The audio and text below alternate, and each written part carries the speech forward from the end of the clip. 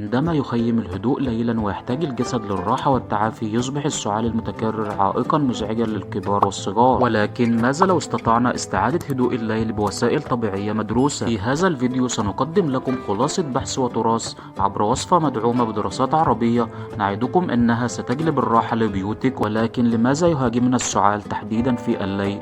الأمر ليس صدفة. عند الاستلقاء يتراكم المخاط في الحلق ويصبح المجرى التنفسي أكثر حساسية.